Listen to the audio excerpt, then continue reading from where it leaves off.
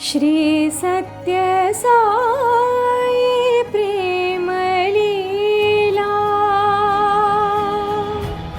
ओम श्री साई राम। श्री सत्य साई प्रेम लीला 96 years of supreme love। भगवान बाबा कहते हैं कि मैं तुम्हारे हृदयों में प्रेम का दीपक जलाने आया हूँ, ये देखने के लिए कि ये दिन प्रतिदिन अधिक चमक के साथ जलता रहे। जो अटूट विश्वास और निरंतर सोच के साथ मेरी आज्ञाओं का पालन करता है, उसके सामने मैं एक क्षण में प्रकट हो जाऊंगा। मैं तुम्हारे साथ रहूंगा। तुम जहां भी हो, तुम्हारी रक्षा और तुम्हारा मार्गदर्शन करूंगा। तमिलनाडु के डिस्ट्रिक्ट तिरुपुर में श्री बाला पट्टाभी चेट्टियार उडुमलाई शहर के निवासी थे। जब वे पहली बार पुट्टपर्ती गए, उन्हें भगवान बाबा पर कोई विश्वास नहीं था। आगे की कथा में हम ये सुनेंगे कि बाबा के दिव्य प्रेम के माध्यम से वे बाबा की ओर कैसे आकर्षित हुए। उस समय बाबा सिर्फ 20 वर्ष के थे जब पट्टाभी ने उन्हें पहली बार देखा। वे 40 लोगों के साथ पुट्टपर्ती आए थे। उनका वहां जाने का बिल्कुल दिल नहीं था। बाबा के दर्शन के समय इन 40 भक्तों के समूह ने बाबा को मालाएं अर्पण की। बाबा ने सभी की मालाओं को स्वीकार किया, लेकिन पट्टाभी की माला को स्वीकार नहीं किया। बाबा ने उनसे कहा, तुम यहाँ आना ही नहीं चाहते थे, फिर भी तुम यहाँ पहुँच गए हो। पट्टाभी ने सोचा, ओहो, मेरे दिल में क्या है ये परख लेते हैं। जरूर बाबा में कुछ तो शक्ति है। यहाँ से उनके जीवन के प्रेम की नाट्य रचना शुरू हो गई, जिसमें भगवान विशुद्ध रूप से अपने भक्तों के प्रेम के खातिर खुद निर्देशक भी थे और अभिनेता भी। एक दिन बाबा शाम के समय पट्टाभी को अकेले चित्रावती नदी के तट पर ले गए। वहां बाबा ने अपने स्वाभाविक तरीके से संस्कृत से जट्टी हुई तेलुगु में तेज गति में उनके काम और कार्यों की लंबी बौछार की, जिसे सुनकर पट्टाभी आश्चर्यचकित हो गए और अचंभे रह गए। सांस लेने के लिए भी मुश्किल होने लगी। फिर बाबा ने उन्हें गले से लगाया और उनका दाहिना हाथ लेते हुए कहा, मैं तुम्हें कभी भी निराश नहीं करूंगा। देखते देखते भगवान और भक्त एक साथ आ गए। ये समय को निश्चित करने के लिए बाबा ने एक तावीज पीले धागे के साथ प्रकट किया और उसे पट्टाभी के गले में बांध दिया। इसके बाद पट्टाभी पुट्टपर्ती में ज़्यादा समय तक रहने लगे, क्योंकि अब वे आध्यात्मिक मामलों की तरफ आकर्षित होने लगे थे। बाबा ने उन्हें अपने गांव जाने का आदेश दिया, लेकिन पट्टाभी ने उनके आदेशों का पालन करना जरूरी नहीं समझा और कुछ समय के बाद वे बहुत सारी कठिनाइयों में पड़ गए। जीवन के बाद के वर्षों में उन्हें ये एहसास हुआ कि भगवान बाबा की आज्ञा का पालन ही वास्तविकता में सबसे बड़ी भक्ति है। बाबा ने याद दिलाया कि उन्हें अपने गुड़ के व्यापार की देखभाल करनी है। तब पट्टाभी को ज्ञात हुआ कि उसे अपने व्यवसाय का भी ध्यान रखना है। जब वे अपने घर उडुमलाई लौटे, तब उन्हें बाबा के शब्दों का महत्व समझ में आया। उनका गुड़ का कारोबार बर्बाद हो गया था।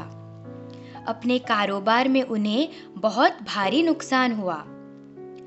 हालांकि पट्टाभी कुछ धीरज और आश्वासन के लिए पुट्टपर्ती गए, लेकिन उन्हें अपने नुकसान के बारे में बाबा से बात करने का अवसर ही नहीं मिला। जब वे पर्ती से जा रहे थे, बाबा ने अपने हाथों को लहराकर 9 मेडालियंस उत्पन्न किए। हर एक लॉकेट में बाबा के युवा समय के विभिन्न रूप के मोहर थे और बाबा ने पट्टाभी को ये दे दिए, जो एक आर्थिक संकट और वित्तीय समय से गुजर रहे थे। पट्टाभी किसी का सामना नहीं कर पा रहे थे। फिर से उन्होंने भगवान के पास दौड़ने का सोचा। उस समय चित्रावती नदी चढ़ाव में थी और तेजी से बह रही थी। पट्टाभी नदी के तट के दूसरे किनारे पर बुक्कापट्टनम में फंसे हुए थे।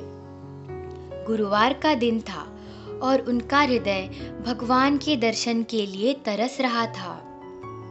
बुक्कापट्टनम में कर्णम के घर अपना सामान छोड़कर पट्टाभी ने चित्रावती के किनारे तक पहुंचने के लिए जनकमपल्ली की ओर चलना शुरू किया। वहां पहुंचते ही उन्हें एहसास हुआ कि नदी का सैलाब बहुत तेज था और उसे पार करना असंभव होगा। रात के 8:30 बज चुके थे।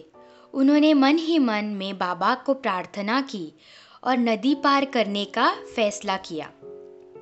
उसी समय उन्हें एक आवाज सुनाई दी, जैसे बाबा ही पुकार रहे हो, ओ मेरे बच्चे, ओ मेरे बेटे। पट्टाभी पीछे मुड़े तो उन्हें एक बूढ़ा व्यक्ति हाथ में डंडा लिए हुए खड़ा दिखाई दिया। बूढ़े आदमी ने पट्टाभी से कहा कि वे उन्हें नदी पार करने में मदद करेंगे।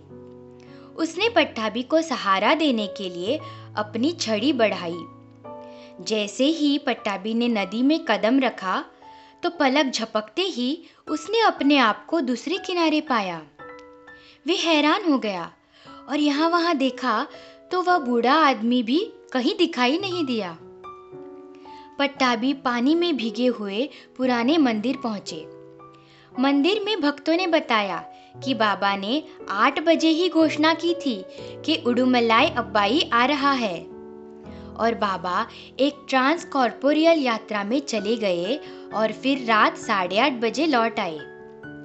पट्टाभी ने बाबा के चरण कमलों को पकड़ लिया। बाबा ने उसके सर पर प्यार से हाथ फेरते हुए उसे भोजन कराया। गुरुवार का दिन होने के कारण पट्टाभी का उपवास था, लेकिन प्यारे भगवान ने समझाया कि खाली पेट पूजा नहीं करनी चाहिए। पट्टाभी को इस बात का यकीन नहीं हुआ। बाबा फिर एक खाट पर लेट गए और अपने सीने पर एक खाली बर्तन रखा। उस बर्तन के किनारे को थपथपाया और प्याज में बनी हुई सब्जियां और गर्मा गर्म पूरियां निकली। पट्टाभी ने जब ये सब देखा तो उसके अहंकार को एक और झटका महसूस हुआ, क्योंकि उपवास के दिनों में प्याज मना है, वर्जित है। आखिर में पट्टाभी को बात समझ में आई कि प्रभु की आज्ञा से बड़ा और कोई आचरण नहीं है। उसने आनंद से भोजन किया। आराम से सोने के लिए बाबा ने उसे अपना ही बिस्तर दिया। भगवान बाबा का अपने भक्तों के प्रति असीम प्रेम भक्तों के लिए मार्गदर्शक, प्रेम का स्रोत और सुरक्षा कवच बना रहता है। स्वामी ने दिखाए हुए मार्ग पर चलने वाले हर व्यक्ति को उनकी विशेष कृपा प्राप्त होकर उनके जीवन का उद्देश्य सफल हो जाता है। इस भवसागर को पार करने हमारे जीवन में हमारे गुरु भगवान श्री सत्य साई बाबा हमें हर पद पर पग पग मार्गदर्शन करते रहते हैं।